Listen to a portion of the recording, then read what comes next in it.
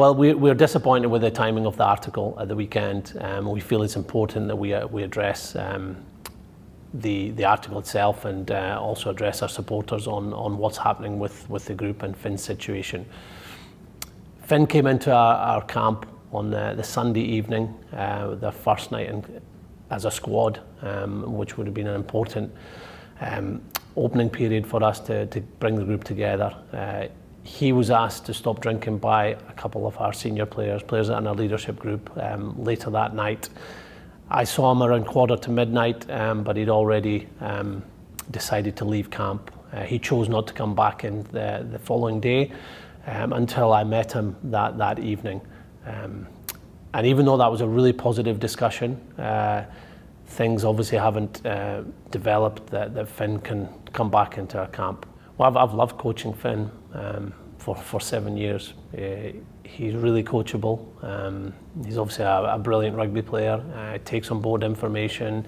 We give him the opportunity to play what he sees at times within a structure. And I've seen him grow as a rugby player and as a person since he started working with us back when he was 20, 21 years old. What we have to have are a group of players that are committed to the agreed standards of behaviours this current group are living by.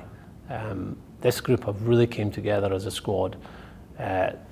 They have bonded well as people. They've taken on information around the game plan.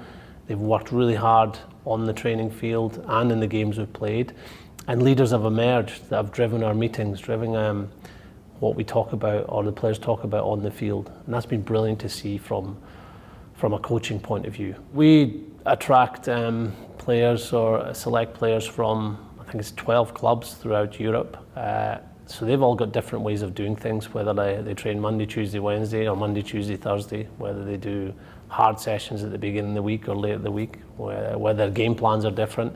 And that's why it's really important that when we come together, we're open-minded, we're aligned to what the coaches and the management in collaboration with the players set out for that weekend. It's really important to build cohesion, clarity, and those initial training sessions. So meetings, training field, input, listening to leaders will help that process. And that leads to consistency. And consistency is something we've not had over the last 12 months. It's certainly been a goal of us as a coaching group to improve. And we've seen the consistency at training. And we're now seeing that in our games. The door's always been open for Finn. As I said, the Monday night meeting, so our second night in camp, was really positive. We talked about pressures, expectations that we're all under, and we talked about the incident and the events of the previous two nights and the consequences for those actions. And it was really positive ending. So it's disappointing that things haven't changed since then. Well, rugby is, to me, the ultimate team sport. You've got 15 players in the field, so there's less space than in other sports. You can't pass the ball forward, so you've got to work with your teammate to find a way to get behind the defence. Everybody's got to defend together. So the teamship and the teamwork is really important. And it's really important that everyone in that team has trust that their teammate will be there for them on and off the field. And if there's agreed values and behaviours and standards, then everyone has to align to them and commit to them and deliver on them. Also, what we're dealing with is playing for your national team.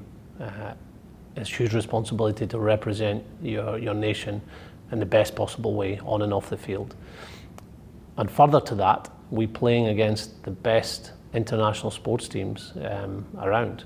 The Six Nations has improved in so many ways over the last few years. We're now playing against teams at the top 5 and 6 in the world. So for any high performance culture and environment to work, the things like alcohol are really important that everyone signs up to them.